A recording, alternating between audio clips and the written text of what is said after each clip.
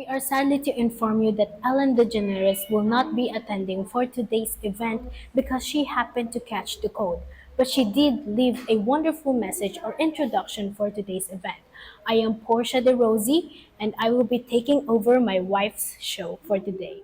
Now let's hear the message. Our guests here came from the school ICTHS. They are the best duo in science, field of earth science, and are the most well-known in competing internationally. Let us all welcome Hanna Navarro and Velarde. It's such an honor to have you guys here in the show. So tell me, what does it feel like to be a champion in earth science? It is appreciated for the both of us, honestly. Say, your recent competition is about earth science, right? Right, it's all about the endogenic processes and exogenic processes of the Earth. How is it? Do you guys talk about these processes in just so many way?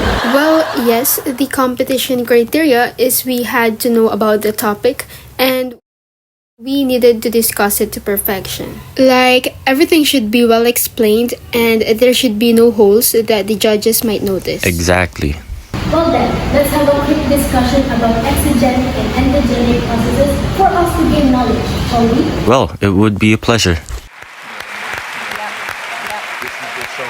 Okay, first we must understand the definition of exogenic and endogenic processes. The exogenic process is the breakdown of rocks via physical and chemical processes. Living or once living organisms contributing to weathering can be part of both processes. Endogenic processes occurring under the Earth's surface are associated with energy originating in the interior of solid Earth. If you ever wondered what causes our ground to move, there's a force inside our Earth called endogenic forces.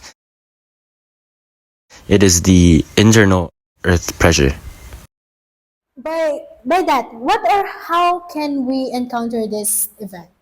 For example, earthquakes, volcanic eruptions, folding, and faulting of tectonic plates. They are a great example of endogenic forces. Oh, I see.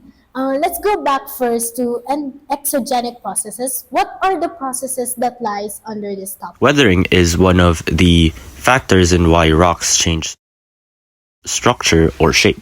And there are three types of weathering. The first one is chemical weathering, which is the change in the molecular structure of rocks and solids due to chemical reactions. And what are those chemical reactions that can benefit chemical weathering? Hydrolysis is one. It is a change in the composition of minerals when they react with water to form new minerals, and it contributes to the creation of wave rocks. So it's like an ocean wave but rocks. And so then, can we say that oxidation can be part of chemical weathering? Indeed, yes. The presence of oxygen in a substance can be the cause of oxidation.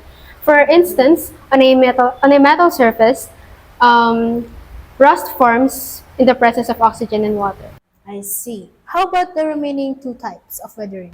Well, then we have the mechanical weathering, which is the second one in physical weathering. It is actually the breakdown of rocks, but it doesn't actually change their composition. Perhaps, can you provide any examples for this? Well, an example of this is frost wedging. Never heard of it. It's like a special kind of wedgie.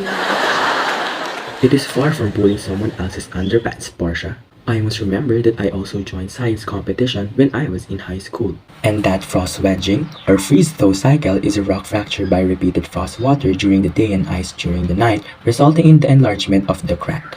I'll take it from here and cover for the duo on the remaining type of weathering as an act of appreciation, since I was not able to attend your wonderful event. The last type is biological weathering, which is the breakdown of rocks by plant or animal movement. A great example is when a wood is infested by termites without any treatment, causing damage to the wood. And before I forget, there are also processes under endogenic, folding and faulting. Folding is when the two forces push towards each other. So under folding are two types. Number one is syncline, that dip upwards from a median line, and anticline, that dip downwards from a median line. The second process, which is faulting, is the fracturing and displacement of more brittle rock strata along a fault plane, either caused by tension or compression. There are three types, namely normal fault, reverse fault, and tear strike fault. When the surface above the fault moves downward, it is a normal fault. A reverse fault is the opposite of a normal fault, wherein the surface moves upward. A surface moving mostly horizontally or away from the fault is known as a tear strike slip fault. And there you go, the endogenic and exogenic processes occurring in our planet Earth. Thank you so much to our sharp-witted guest who did us a favor in tonight's show. And discuss something that might help everyone in their future or in their daily lives.